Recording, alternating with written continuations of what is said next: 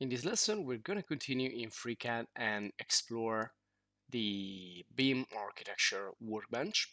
So I'm just going to click here and create a new architectural project.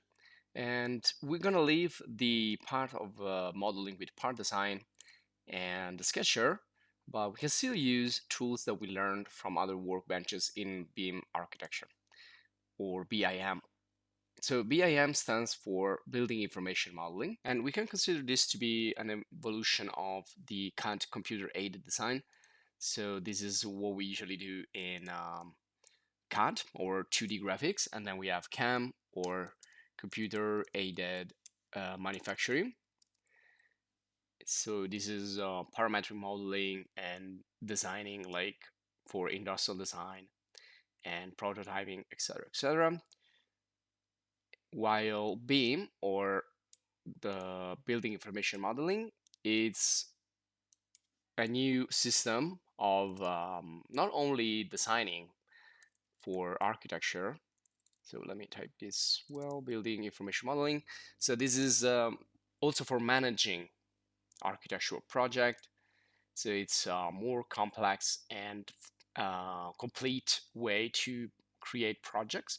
And it gives you 2D tools, 3D tools, and also spreadsheets. And it basically creates a database with information that can help you to, again, model and manage the creation of buildings. The first time you're going to open the BIM workbench, also going to suggest you to go in the manual and see more information about how to set up everything. So this is the initial kind of welcome pop-up that is gonna explain where to find like simple tutorials and how you can start to set up your work. And here there is a list of all the tools that you can use in the workbench. Now, also I suggest you, since we talked about creating spreadsheets and creating formulas and expressions, well, you find everything in the manual. So for example, well, this is the tutorial also I went through to understand a little bit better about BIM in FREECAD. And also, if you want to know more about expressions, you can search for specific documentation on those. And also, you can search for the spreadsheet manual part. So we want to know more about how to create spreadsheets, also how can I insert data and formulas, etc., etc. So as usual, you find everything in the manual. So this time, since I opened this before, it is not asking me for any initial setting. But if I go up here looking for this little BIM setup icon, if I click there, you can set up. So you can set up if you want the 3D view background in another way, and you can change the colors. You can change the working units. Right now I'm using the meters. I'm accustomed to use the meters, but you can use millimeters or any other. And then you have the full size of the grid square, which right now is 100 millimeters. So if you want 1000 millimeters, this is 1 meter. So you can change it here. Or maybe you want just like 10 millimeters, which is 1 centimeter. Now this is, I think, is set to be on 10 centimeters, which is good for architecture and interior design. We talked about this also before. And then we have other stuff like default fonts, etc., etc. So this is something you can define at the beginning, or you can change it on the fly. You can also change it down here on the bottom right. You can change the navigation system. You can change the nudge, meaning the interval, kind of a snap when you do things. So you can set it in 10 centimeters, or you can set a custom interval or nudge value. And then you have here the possibility to change background. I'm gonna keep this blue and white for this lesson. And also you have views down there, so you can see it opens up this extra panel for views to manage views in the BIM workbench. And then you have this report panel also. And right here I am in the task, so I can start with a sketch right away, or I can start by using BIM geometry. So you can start by using 2D geometry or references or axis system and other stuff in here, or dimension, or you can start by adding the BIM geometry right away, the architectural elements right away. So just a quick start here. I'm just going to click a column, which is really easy to put. And you can see now I'm moving around, and I can start to put the first column or pillar. So here you can change the insertion, so the base point of the column, which is in the center of the column, as you may see. And also if it's going to be a beam, which is going to be on a horizontal element, or a column, which is going to be like a vertical element. And then you have like the possibility to pick some presets, like different types of columns with different size, and these are used in the industry.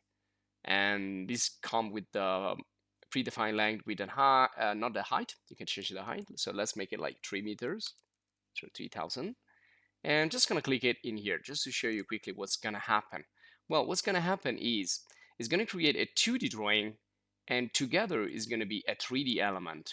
So that's the first thing about the building information modeling. You're not just drafting or designing in 2D, you are also working in 3D. And also it comes with a lot of information from this object. If I go in the model tab, so here I have the column, which I can now see in the hierarchy. And down here, as usual, since we use parametric modeling before, you can see it has a lot of visual settings in here in the view panel. And then in the data panel, we can go down and we can see all the other information.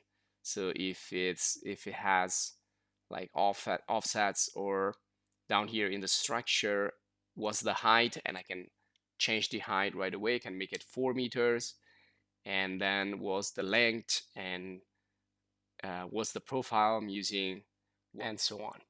Now up here you can see there are a lot of toolbars, and some of these they come from the draft workbench, some others they come from the part, some from the part design.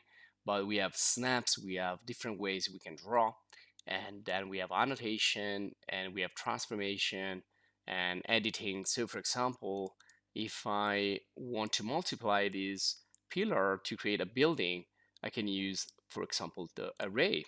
So let's say that I want to do like 4 pillars on this x direction, and then like 6 on the epsilon, and then here I can set up the intervals.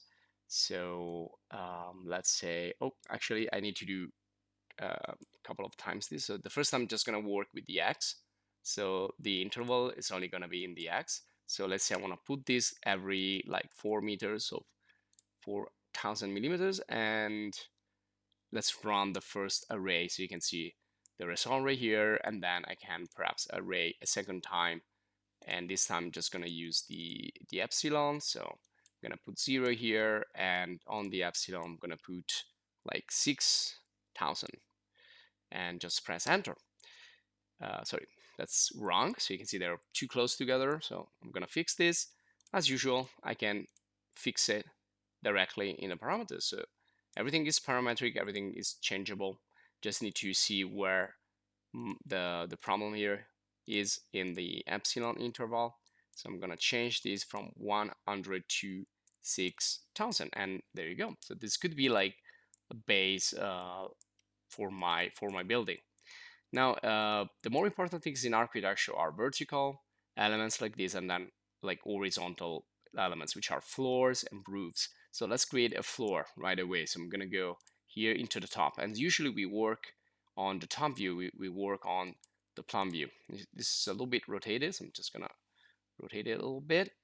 And so for example, for the slab, I cannot just put a slab in there. I need a sketch to give instruction to the software where that slab is going to be. And in this case, these were the drawing tools, they come handy. So in this case, I could use directly the rectangle, and this is from the draft, but I can use the sketch, or I can use a draft or another drawing or whatever, face binder, and then convert it into a sketch using the draft to sketch. So let's start with the draft.